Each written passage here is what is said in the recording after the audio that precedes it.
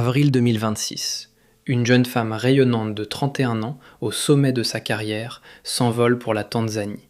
Des girafes, un soleil couchant et soudain, une bague de fiançailles. Ashley Robinson, plus connue sous le nom d'Ashley Jenney, poste une dernière photo avec ces mots. Chapitre 31. Je suis exactement là où je dois être. Elle ne savait pas que ce chapitre serait le dernier. Quelques jours plus tard, le rêve devient un cauchemar mondial. Retrouvée inconsciente dans une villa 5 étoiles, Ashley s'éteint loin de chez elle. Mais entre les versions contradictoires de son fiancé Joe McCann et les 11 heures de silence inexpliqué après le drame, la famille Robinson réclame justice. Que s'est-il vraiment passé derrière les portes closes du Zuri Zanzibar ? Ashley n'était pas qu'une image sur un écran. De South Jersey à Miami, elle a construit un empire.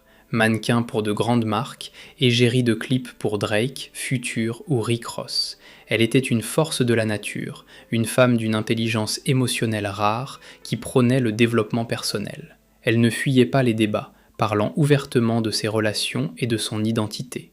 À ses côtés, Joe McCann, un exécutif de la crypto, fondateur d'Asymmetric Financial. Un homme habitué au succès, mais qui a vu son fonds s'effondrer de 78% en 2025. Un homme déjà marié par le passé, dont les affaires ont été qualifiées de douteuses par certaines célébrités comme Iggy Azalea. Qui était vraiment l'homme qui a passé la bague au doigt d'Ashley quelques heures avant sa mort ? Faisons une pause. Regardez bien ces images. Ce que vous voyez, c'est ce que l'industrie veut que vous croyiez.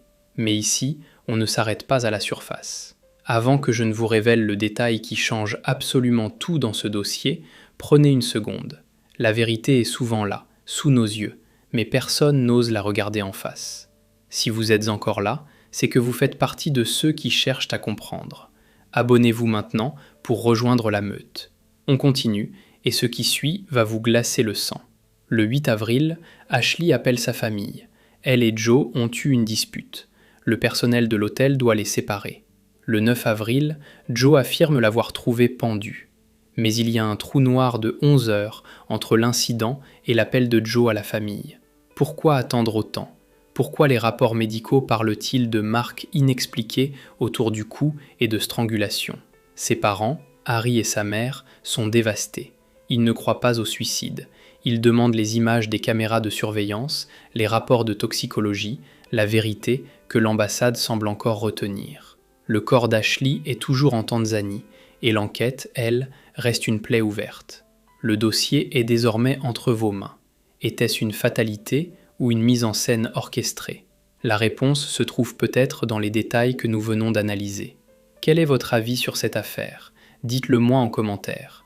Et surtout, abonnez-vous et activez les notifications pour ne rien manquer des prochains dossiers. L'instinct ne ment jamais.